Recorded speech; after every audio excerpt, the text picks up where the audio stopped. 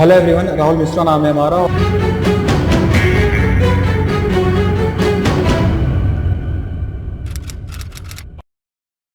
Hello everyone, Rahul Mishra नाम है हमारा और आज की जो क्लास रहेगी, आज की इस क्लास में 11 से लेके 16 दिसंबर तक की बैंकिंग एंड फाइनेंशियल अवेयरनेस हम लोग यहाँ पे डिस्कस करेंगे। पिछली क्लासेस में हम लोगों ने 10 दिसंबर तक की banking and financial awareness discuss कर लिया था। उससे आगे की चीज़ों को हम लोग यहाँ पे डिस्कस करेंगे। पहला क्वेश्चन हमारे स्क्रीन पर है और देखो इसमें क्या बोला गया है। The government of India signed 350 million USD policy based loan with which organization under the second sub program of the strengthening multimodal and integrated logistics ecosystem यानी कि इस्माइल प्रोग्राम। ठीक है, भारत सरकार ने मल्टी मॉडल और इंटीग्रेटेड लॉजिस्टिक इकोसिस्टम इस्माइल कार्यक्रम के दूसरे उप कार्यक्रम के तहत किस संगठन के साथ में 350 मिलियन डॉलर के नीति आधारित ऋण पर हस्ताक्षर किए हैं। ये इस क्वेश्चन का हिंदी में मतलब है। ठीक, तो कुल मिला के ये जानो आप लोग कि ये लोन अमाउंट का क्वेश्चन है। ठीक है, तो ये जो 350 मिलियन का लोन एग्रीमेंट किया गया है गवर्नमेंट ऑफ इंडिया के द्वारा, तो कौन से ऑर्गेनाइजेशन के साथ में वो लोन एग्रीमेंट साइन किया गया है, यही इसमें पूछा गया है। सही उत्तर इसका हो जाएगा Asian development bank, option number C. ठीक है, सही उत्तर option number C, Asian development bank, ये इसका सही उत्तर हो जाएगा।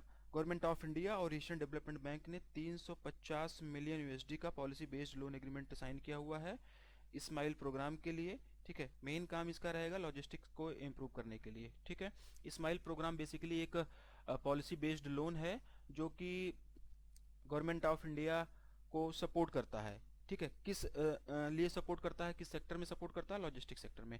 लॉजिस्टिक सेक्टर के लिए, लॉजिस्टिक सेक्टर के रिफॉर्म के लिए ये प्रोजेक्ट है और इसी के लिए ये लोन अमाउंट जो है साइन किया गया एग्रीमेंट का। और दो सब प्रोग्राम है इसमें। ठीक है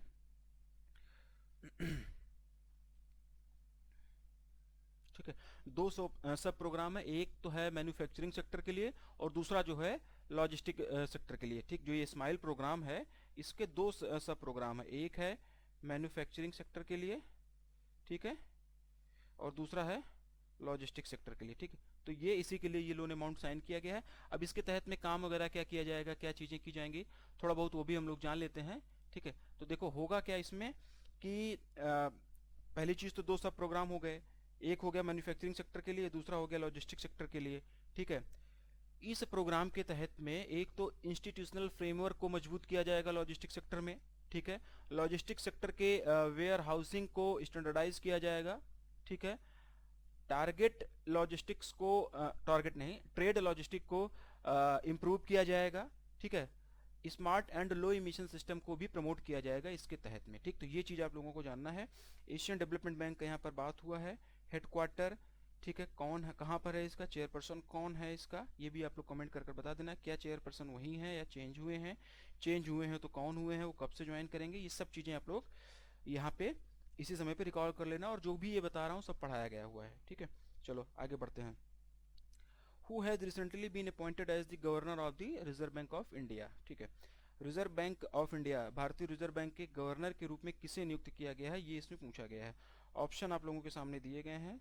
संजय मल्होत्रा जी को आरबीआई के गवर्नर के रूप में जो है नियुक्त किया गया है और इन्होंने शक्तिकांत दास जी को रिप्लेस किया हुआ है। उनको इस बार एक्सटेंशन नहीं दिया गया, तो उनकी जगह पे फिर अभी संजय मल्होत्रा जी को रिजर्व बैंक ऑफ इंडिया का गवर्नर बना दिया गया है। कुछ एक बातें और जान लेते हैं। ये 26 नंबर ऑफ गवर्नर है आरबीआई के, 26वें गवर्नर है, ये जान लेना। रिप्लेस किया है शक्तिकांत दास जी को, ये जान लेना। मल्होत्रा जी का कार्यकाल कब से प्रभावी होगा, तो 11 दिसंबर 2024 से अगले 3 सालों के लिए इनका कार्यकाल प्रभावी होगा। ठीक, ये चीज़ आप लोग याद कर लेना। ठीक है, और ये मल्होत्रा जी की बात करें अभी, तो ये रेवेन्यू सेक्रेटरी हैं। ठीक है, रेवेन्यू सेक्रेटरी हैं, कहाँ पर हैं, मिनिस्ट्री ऑफ फिनेंस में ये रेवेन्यू सेक्रेटरी हैं। ठीक है, एक चीज़ और यहाँ पे जान लो, डी सुब्बा राव, इनका भी नाम यहाँ पे आया हुआ है। क्यों आया हुआ है, क्योंकि डी सुब्बा राव के बाद में ये जो मल्होत्रा जी हैं ये पहले आरबीआई के गवर्नर बने हैं जो कि डायरेक्टली वित्त मंत्रालय से आरबीआई के गवर्नर बनाए गए हैं। इससे पहले डी सुब्बा राव जी भी जो थे वो फिनेंस मिनिस्ट्री में वर्किंग थे, उनको आरबीआई का गवर्नर बनाया गया था। और डी सुब्बा राव जी के बाद में संजय मल्होत्रा जी पहले ऐसे व्यक्ति हैं जिनको डायरेक्टली मिनिस्ट्री ऑफ फाइनेंस से आरबीआई का गवर्नर बना दिया गया है, ठीक है। और इनके पास में बहुत ज़्यादा व्यापक अनुभव है बैंकिंग सेक्टर का। रूरल इलेक्ट्रिफिकेशन कॉरपोरेशंस आरईसी में भी इन्होंने काम किया हुआ था, उसके भी एमडी एंड चेयरमैन रह चुके हैं। 1990 बैच के ये राजस्थान कैडर के आईएएस अधिकारी हैं, ये भी जानना जरूरी है, थोड़ा सा इनके बारे में मैंने बता दिया। चलो आगे बढ़ते हैं और अगला क्वेश्चन देखते हैं। Who has recently been appointed as part time chairman independent director of the Jana Small Finance Bank. हाल ही में जन लघु वित्त बैंक के अंशकालिक अध्यक्ष यानी कि पार्ट टाइम चेयरमैन के रूप में किसे नियुक्त किया गया है, ये इसमें पूछा गया है। ऑप्शंस भी दिए गए हैं। आर रामाशेषन, ऑप्शन नंबर ए, ठीक है। आर रामाशेषन जी को जन स्मॉल फाइनेंस बैंक का पार्ट टाइम चेयरमैन अपॉइंट किया गया है। इनके टेन्योर की अगर हम लोग बात करें तो इनका जो टेन्योर है, इनका जो कार्यकाल है 27 नवंबर 2024 से 7 फरवरी 2026 तक इनका कार्यकाल है। ये चीज़ भी आप लोग याद कर लेना। और इन्होंने रिप्लेस किसको किया ये भी पूछ सकते हैं। तो इन्होंने जो रिप्लेस किया हुआ है सुभाष खुंटिया जी को रिप्लेस किया हुआ है। किसको? सुभाष खुंटिया जी को रिप्लेस किया हुआ है, ये भी कई बार पूछ लेते हैं, ठीक है। ये चीज़ जान लेना। आगे बढ़ते हैं और देखते हैं कि अगला क्वेश्चन क्या कह रहा है। As per the RBI fifth bimonthly monetary policy of financial year 25, ठीक है, what is the revised GDP projection of India for the financial year 25। RBI की 2025 फाइनेंशियल ईयर 2025 की पांचवी द्विमासिक मौद्रिक नीति के अनुसार फाइनेंशियल ईयर 2025 के लिए भारत का संशोधित रिवाइज्ड जीडीपी प्रोजेक्शन क्या है, ये इस क्वेश्चन में पूछा गया है। क्वेश्चन बहुत अच्छा है, पूरा का पूरा मॉनेटरी पॉलिसी है ये आरबीआई का। ये लंबा चलेगा, मतलब लंबा चलेगा इन द सेंस इस क्वेश्चन के काफ़ी डीप में जाएंगे, काफ़ी ज़्यादा जो ज़रूरी चीज़ें हैं एग्जाम पॉइंट ऑफ व्यू से वो हम यहाँ पे बताएंगे। जो सबसे ज़्यादा ज़रूरी चीज़ें हैं वो लेके आया हूँ, कुछ एक चीज़ें रहेंगी जो पीडीएफ में भी दूंगा। तो इस क्वेश्चन को ध्यान से सुनना शुरू करना। आँख, कान, नाक, गला, मुंह, फेफड़ा, गुर्दा, सारी चीज़ें खोल लेना। इंपॉर्टेंट होती हैं चीज़ें, यहाँ से क्वेश्चंस बनते हैं, ठीक है। तो सबसे पहले इसका आंसर जान लेते हैं। तो इसका जो आंसर हो जाएगा ऑप्शन नंबर सी 6.6%, ठीक है। ये जो आरबीआई का फाइनेंशियल ईयर 2025 के लिए पांचवी बाई मंथली मॉनेटरी पॉलिसी की मीटिंग हुई थी, उस मीटिंग के हिसाब से, उस मीटिंग के अनुसार फाइनेंशियल ईयर 2025 में इंडिया की जो जीडीपी है वो 6.6% अनुमानित है। क्योंकि क्वेश्चन में रिवाइज लिखा गया तो मतलब कि पहले कुछ और अनुमान रहा होगा इससे पहले वाली एमपीसी में। तो इससे पहले वाली एमपीसी में 7.2% का अनुमान था, अब इसको घटा के 6.6% कर दिया गया है। ये चीज़ भी आप लोग याद कर लेना, ठीक है। To the point, cut to cut चीज़ें हम लोग समझेंगे। आरबीआई की मॉनेटरी पॉलिसी कमेटी की जो मीटिंग हुई थी, एमपीसी मीटिंग हुई थी, उसी से ये क्वेश्चन उठाया है मैंने, और काफ़ी डीप में हम लोग इसके चलेंगे। कट टू दी पॉइंट हम लोग जानेंगे, ठीक है। पहली चीज़ ये जान लो कि ये पांचवी by monthly monetary policy meeting थी फाइनेंशियल ईयर 2025 के लिए, ठीक है ना। ओवरऑल अगर हम लोग बात करें टोटल, तो टोटल 52nd 52वीं एमपीसी मीटिंग थी ये, ठीक है। ये भी आप लोग जान लो। जीडीपी का क्या अनुमान रहने वाला है ये आपको बता ही दिया गया 6.6 रहने वाला है, ठीक है। ये चीज़ भी आप लोग याद रखना। इसके बाद हम लोग अगर बात करें तो अगली मीटिंग कब होगी, नेक्स्ट एमपीसी कब होगी, ये भी जान लो। तो अगली एमपीसी जो है वो 5 से 7 फरवरी के बीच में होगी, ठीक है। अगली मीटिंग जो होगी 5 से 7 फरवरी के बीच में होगी, ठीक। ये वाली जो एमपीसी वाली मीटिंग हुई थी ये कब से कब तक हुई थी, तो ये हुई थी 4 से 6 दिसंबर के बीच में ये मीटिंग हुई थी। उसके बाद में जो भी उसके आउटपुट्स आए, जो भी डिसीजंस लिए गए वो बताए गए, ठीक। और ये जो मीटिंग हुई है 4 से 6 दिसंबर की, इस मीटिंग की जो मिनट्स होती है ना, जिसको कि हम लोग कॉर्पोरेट्स में मिनट्स ऑफ मीटिंग्स कहते हैं, तो ये जो आरबीआई की एमपीसी मीटिंग हुई थी इसकी जो मिनट्स है वो 20 दिसंबर 2024 को रिलीज कर दिया गया। अब ये मिनट्स जो होता है इसमें होता क्या है थोड़ा सा बता देते हैं। देखो जो भी ये मीटिंग होती है ना, इस मीटिंग में कौन कौन से व्यक्तियों ने, एमपीसी के मेंबर्स जो थे उन्होंने क्या क्या कहा, क्या क्या डिसीजंस लिए गए, उसके बारे में इस मिनट्स में बताया जाता है। और ये मिनट्स कब जारी की जाती है, तो जिस दिन आरबीआई की मॉनेटरी पॉलिसी मीटिंग खत्म होती है और जिस दिन उसके स्टेटमेंट्स वगैरह आते हैं उसके 14 दिन बाद ये आता है, ठीक। तो 6 दिसंबर को ये हुआ था, 6 में 14 जोड़ दोगे आप लोग भैया 20 दिसंबर हो जाएगा। 20 दिसंबर को ये मिनट्स आया हुआ था, ये हमेशा के लिए आप लोग याद कर लेना ये चीज़, ठीक है। ये कहानी आप लोगों की खत्म हो गई। इसके बाद अब थोड़ा सा डीप में चलते हैं। तो 11वीं बार लगातार, ठीक है ना, 11वीं बार लगातार रेपो रेट में कोई भी चेंज नहीं किया गया है, ठीक। और रेपो रेट के चेंज करने के लिए जो वोटिंग वगैरह होती है, वोटिंग के आधार पे ये होता है।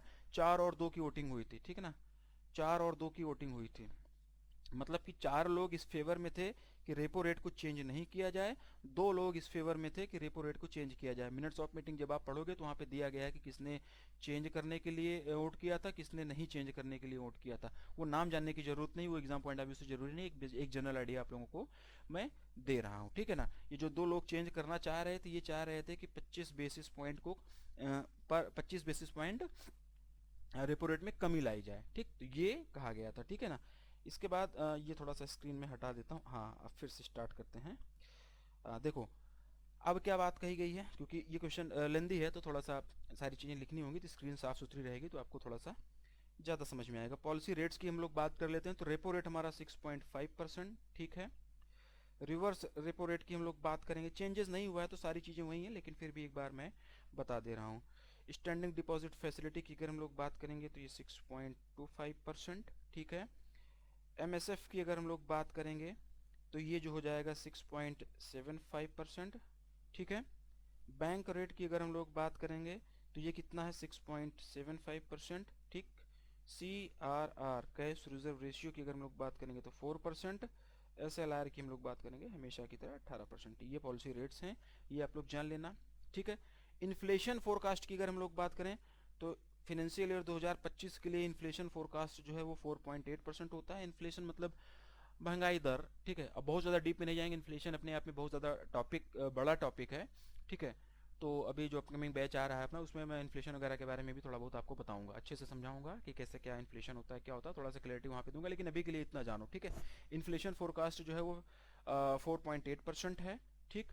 CPI इन्फ्लेशन की अगर हम लोग बात करें तो वो 4% प्लस माइनस 2% का इसमें रहेगा, 2% ऊपर नीचे हो सकता है, ठीक है।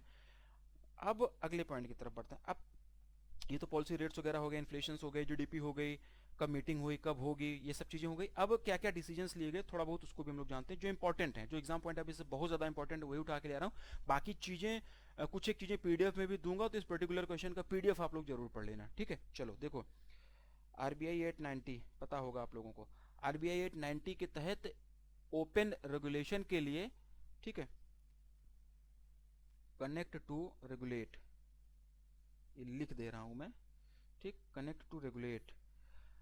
RBI 890 के तहत में ओपन रेगुलेशन के लिए कनेक्ट टू रेगुलेट नाम से एक इनिशिएटिव लॉन्च करेगा RBI, ठीक है। और ये RBI की वेबसाइट पर एक डेडिकेटेड सेक्शन बनाया जाएगा, जहां पर इस इनिशिएटिव के लिए RBI की वेबसाइट पर एक डेडिकेटेड सेक्शन बनाया जाएगा, जहां पर जो स्टेक होल्डर्स होंगे वो अपने आइडियाज़, अपने इनपुट्स वगैरह शेयर कर पाएंगे, ठीक।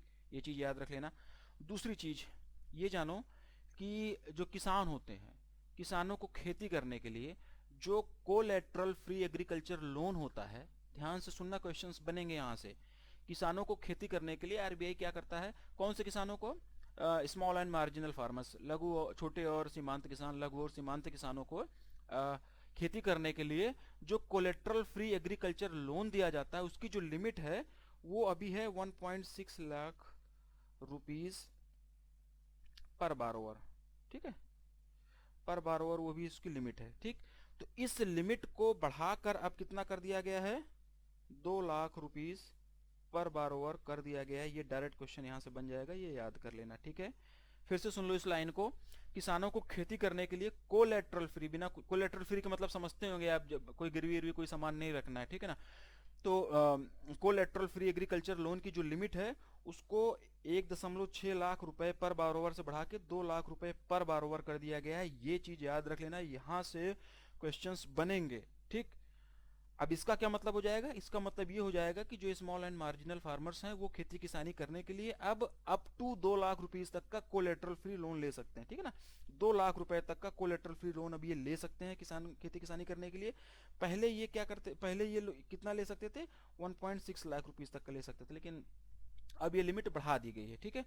इस लिमिट के बारे में थोड़ा सा और जान लेते हैं कि 2010 तक ना ये जो लिमिट थी ये 1 लाख रुपए थी, 1 लाख रुपए पर बारोवर थी। 2019 में इस लिमिट को बढ़ा के 1.6 लाख रुपीस पर बारोवर किया गया, और अब 2024 में इस लिमिट को बढ़ा के 2 लाख पर बारोवर कर दिया है। ठीक, तो ये यहाँ से भी क्वेश्चन बन सकता है, यहाँ से भी बन सकता है, यहाँ से कि कब 1 लाख थी 2010 में, 1.6 लाख कब हुई 2019 में, 2 लाख रुपए पर बारोवर को कब हुई 2024 में। तो यहाँ से भी क्वेश्चंस बन सकता है, इंपॉर्टेंट है ये चीज, ये तीनों पॉइंट इंपॉर्टेंट है, याद रख लेना। ठीक है, अब ये लिमिट जो है मैंने बताया ना कि ये लिमिट जो है स्मॉल एंड मार्जिनल फार्मर्स के लिए है। ठीक है ना, स्मॉल एंड मार्जिनल फार्मर्स के लिए ये लिमिट है। ठीक, छोटे और सीमांत किसानों के लिए है। ठीक है, अब ये ऐसा नहीं है कि आरबीआई ने मॉनेटरी पॉलिसी में कह दिया तो ये तुरंत लागू होगी, नहीं, इसको इम्प्लीमेंट करने का डिटेल्ड सर्कुलर आरबीआई बाद में जारी करेगा, और जब सर्कुलर आ जाएगा तो सर्कुलर के आने के बाद में ही ये जो लिमिट वगैरह है ना ये तब प्रभावी होगी। ठीक, तो ये चीज़ यहाँ पे आप लोग जान लेना। ठीक है ना, स्क्रीन क्लियर करेंगे, कुछ एक चीज़ और देखते हैं। ठीक है, देखो अब क्या आरबीआई ने क्या फैसला लिया है।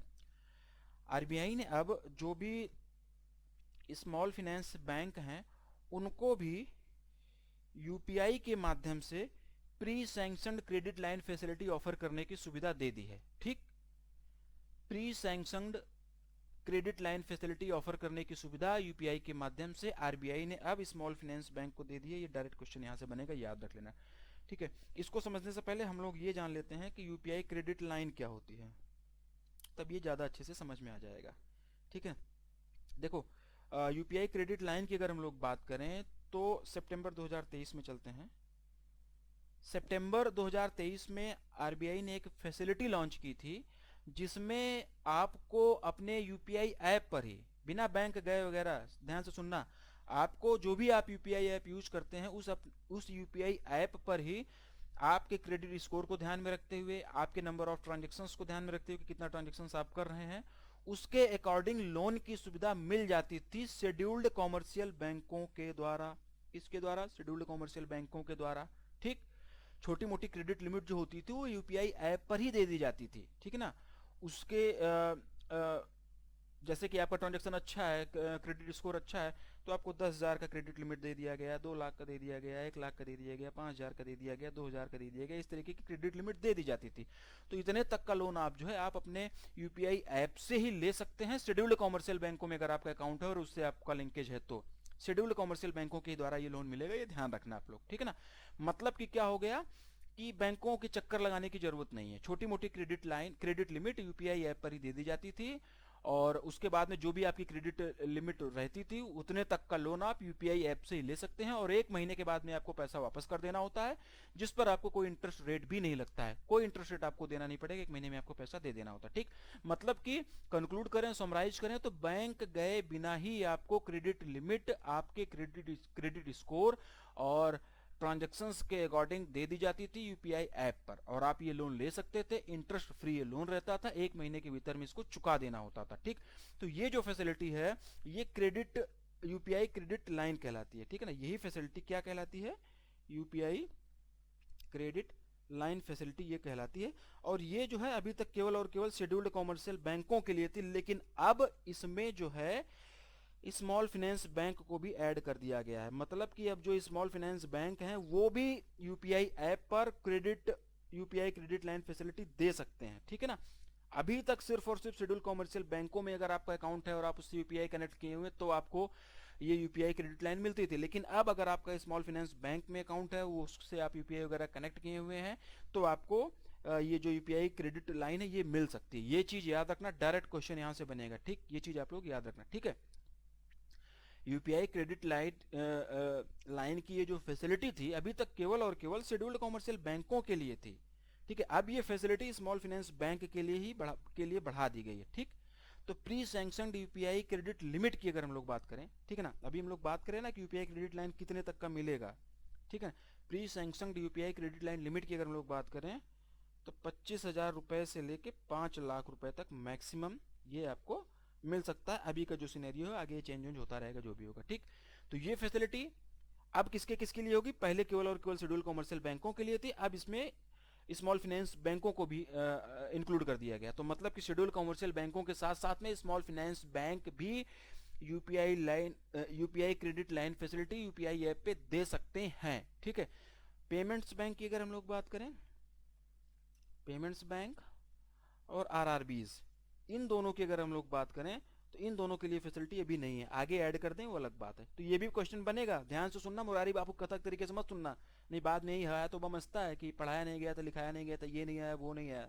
ठीक, पेमेंट्स बैंक और आरआरबीज के लिए यूपीआई क्रेडिट लाइन फैसिलिटी अभी नहीं है, बाद में अगर होगा तो मतलब देखा जाएगा जो भी है। ठीक, अभी तक तो स्मॉल फाइनेंस बैंक भी के लिए भी ये फैसिलिटी नहीं थी, लेकिन अब क्या हो गया, ये जो 5वीं by monthly I monetary policy की मीटिंग हुई, इसमें स्मॉल फाइनेंस बैंक को इंक्लूड कर दिया गया। ठीक, तो ये एक न्यूज़ ये खत्म होती है। ठीक है, चलो हटाते हैं इसको सब कुछ, अगली न्यूज़ की तरफ बढ़ते हैं। और आरबीआई ने क्या डिसीजन लिया है, इसने आरबीआई ने म्यूल अकाउंट, ठीक है, आरबीआई ने म्यूल अकाउंट से निपटने के लिए mule Hunter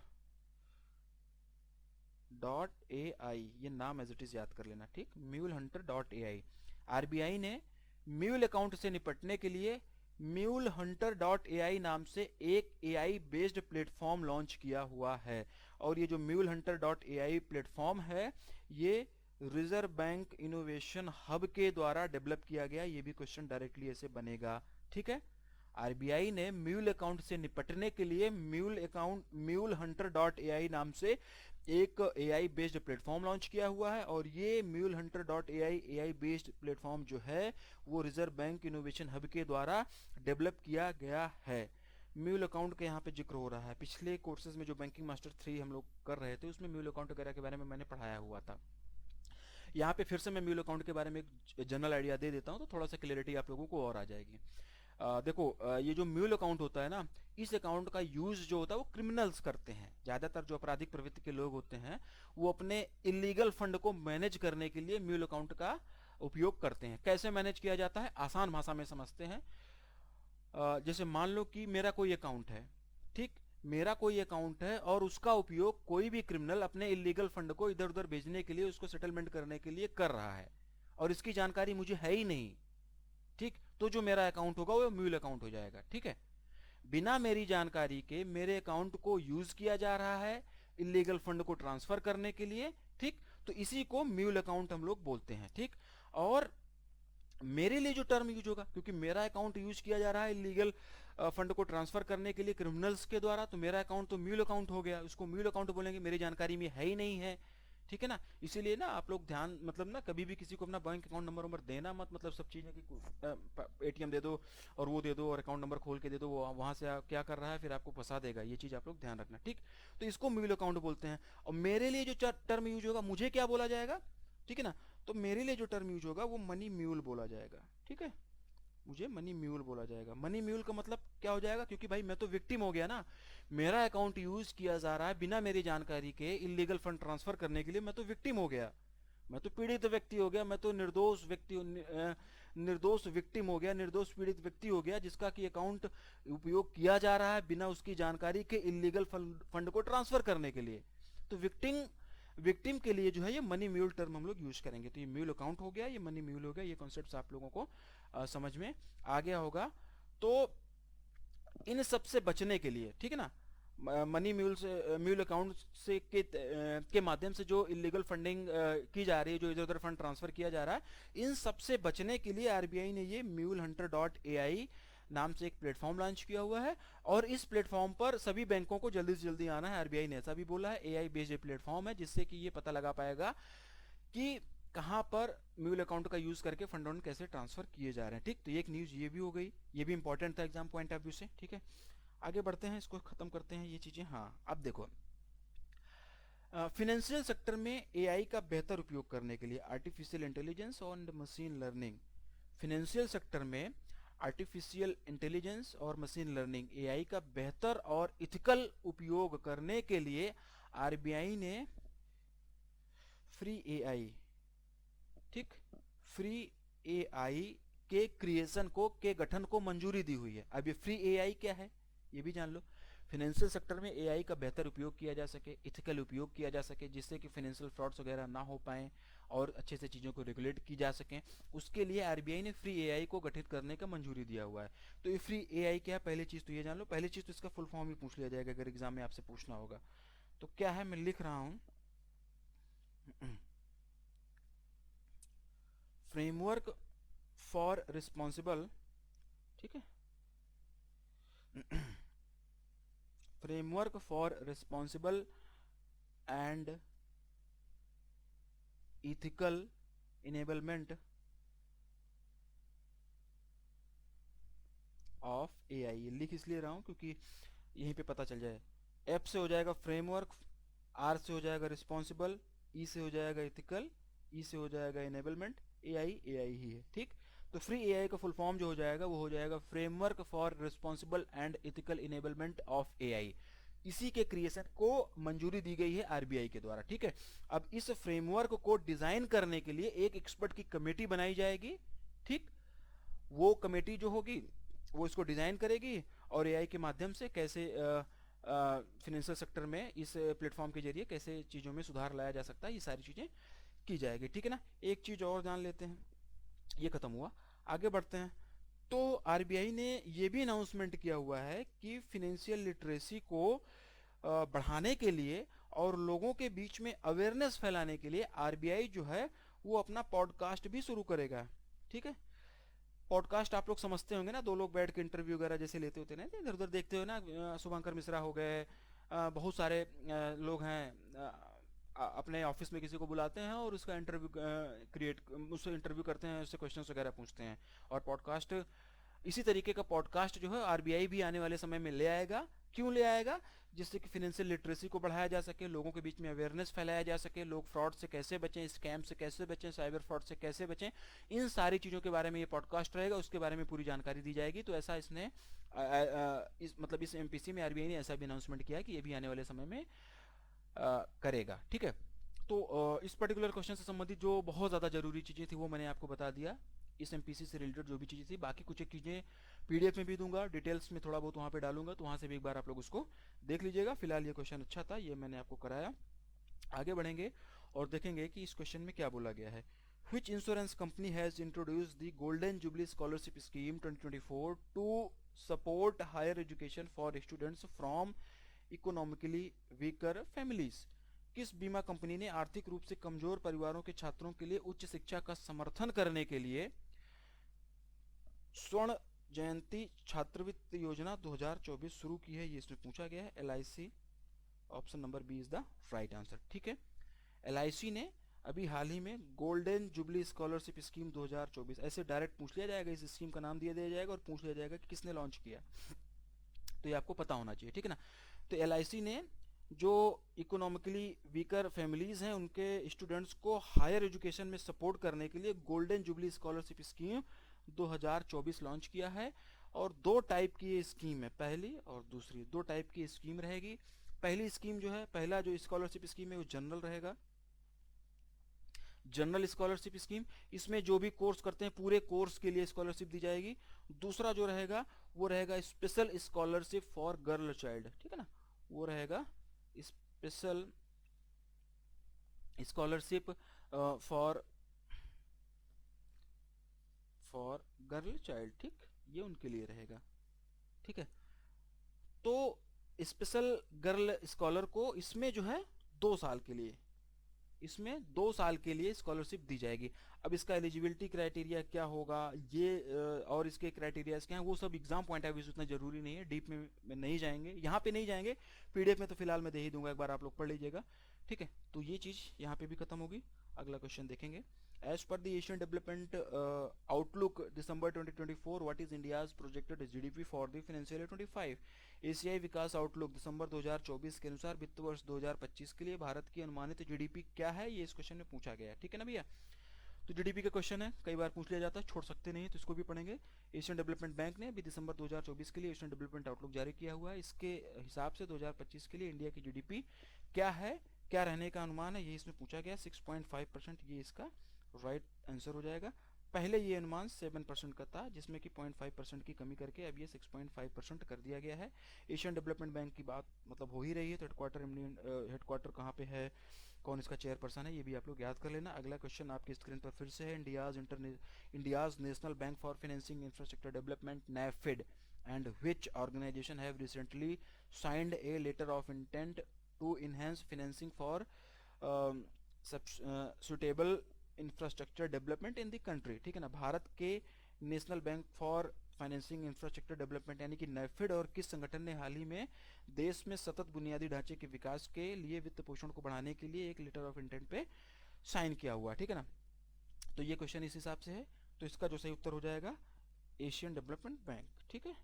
Asian development bank ने और नेफिड ने, एशियन डेवलपमेंट बैंक ने, एडीबी और नेफिड, इन दोनों ने एक लेटर ऑफ इंटेंट पे साइन किया हुआ है, जिससे कि देश में सुटेबल इंफ्रास्ट्रक्चर डेवलपमेंट को फिनेंस किया जा सके, इंफ्रास्ट्रक्चर डेवलपमेंट के लिए फिनेंसिंग की जा सके। इस एग्रीमेंट के तहत में जो एशियन डेवलपमेंट बैंक है वो नेफिड को टेक्निकल असिस्टेंस ग्रांट प्रोवाइड करेगी, नेफिड को टेक्निकल असिस्टेंस ग्रांट प्रोवाइड करेगी। इसके तहत में कुछ पैसा वगैरह देगी टेक्निकल असिस्टेंस के लिए। कितना टेक्निकल असिस्टेंस ग्रांट होगा ये अभी क्लियर नहीं किया गया, तो ये जब क्लियर हो जाएगा तब उस समय फिर से एक क्वेश्चन आप लोगों के लिए बन जाएगा। अभी तो सिर्फ यही पता है कि लेटर ऑफ इंटेंट इनके लिए इनके बीच में साइन किया गया। क्यों साइन किया गया है ये क्वेश्चन में ही बता दिया गया, तो ये भी क्लियर हो गया होगा आप लोगों को। आगे बढ़ो। Which bank has recently entered into an MOU with the Commonwealth Bank of Australia to strengthen trade and business ties between India and Australia? हाल ही में किस बैंक ने भारत और ऑस्ट्रेलिया के बीच व्यापार और व्यवसाय संबंधों को मजबूत करने के लिए कॉमनवेल्थ बैंक ऑफ ऑस्ट्रेलिया के साथ में एक समझौता ज्ञापन पर हस्ताक्षर किया है? ये इस क्वेश्चन का हिंदी में मतलब है आईसीआईसीआई बैंक, इसका सही उत्तर हो जाएगा, ठीक है।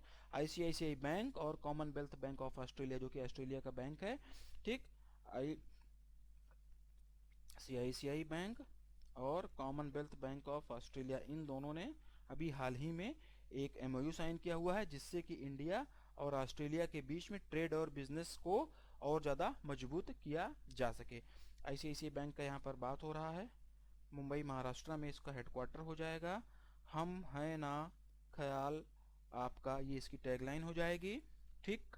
संदीप बख्शी ये इसके MD एंड CEO हो जाएंगे ऑप्शन में। और जो भी बैंकें दी गई है हेडक्वार्टर, MD एंड CEO, ठीक है। टैगलाइन, इस्टेब्लिशमेंट ईयर, ये सब आप लोगों का याद करने का ज़रूरत होती है, हर क्वेश्चन के साथ में ये किया करो। अगर इन्होंने कुछ बैंक एश्योरेंस किया है तो वो भी आप लोग हर क्वेश्चन के साथ में तैयार कर लिया करो। आगे देखो, what is India's projected GDP forecast for financial year 25 as per the S&P Global Ratings report India Outlook 2025, ठीक है। S&P ग्लोबल रेटिंग्स की रिपोर्ट इंडिया आउटलुक फॉर 2025 के अनुसार वित्त वर्ष 2025 के लिए भारत का अनुमानित GDP पूर्वानुमान क्या है? एक तो इस रिपोर्ट का नाम याद कर लेना। डायरेक्ट क्वेश्चन ऐसे पूछ लिया जाता है कि इंडिया आउटलुक फॉर 2025 रिपोर्ट जो है किसके द्वारा जारी की गई थी, तो उस कंडीशन में आपको S&P ग्लोबल रेटिंग लगाना पड़ेगा। एक तो ये क्वेश्चन बन सकता है। दूसरा क्वेश्चन S&P ग्लोबल रेटिंग्स ने फाइनेंशियल ईयर 2025 के लिए क्या इंडिया की प्रोजेक्टेड GDP रखी हुई है, वो इसी में पूछा गया है। 6.8% इज द राइट आंसर। 6.8% जो है वो फाइनेंशियल ईयर 2025 के दौरान इंडिया का GDP रहने का अनुमान है S&P ग्लोबल के अनुसार, ठीक। पहले भी यही अनुमान था, कोई चेंजेस नहीं हुआ था, ठीक है। फाइनेंशियल ईयर 2026 के लिए भी इसने अनुमान लगाया हुआ है, फाइनेंशियल ईयर 2026 के लिए 6.9% का अनुमान लगाया हुआ है। आगे बढ़ते हैं। How much monetary penalty has SEBI recently imposed on the Reliance Securities for violating market regulations and stock brokers norms? SEBI ने हाल ही में रिलायंस सिक्योरिटी पर बाजार विनियमन और स्टॉक ब्रोकर मानदंडों का उल्लंघन करने के लिए कितना मौद्रिक जुर्माना लगाया गया है? कितना मौद्रिक जुर्माना लगाया है? 9 लाख रुपए का जुर्माना लगाया गया है। सेबी के द्वारा 9 लाख रुपए का जुर्माना किस पे लगाया गया है? रिलायंस सिक्योरिटीज पर लगाया गया है, ठीक है। रीजन याद कर लेना, क्योंकि लास्ट ईयर एग्जाम में क्वेश्चन पूछा गया था कि क्यों पेनल्टी लगाई गई थी। तो मार्केट रेगुलेशन और स्टॉक ब्रोकर नॉर्म्स में का पालन ना करने के कारण ये जुर्माना 9 लाख रुपए का सेबी के द्वारा रिलायंस सिक्योरिटीज पर लगाया गया है, ठीक। तो आज की क्लास यहीं पर हम लोग खत्म करेंगे। 16 दिसंबर तक की बैंकिंग एंड फाइनेंशियल अवेयरनेस हम लोगों ने यहाँ पे कंप्लीट कर लिया। आगे आने वाली क्लास में हम लोग इससे आगे की banking and financial awareness discuss करेंगे।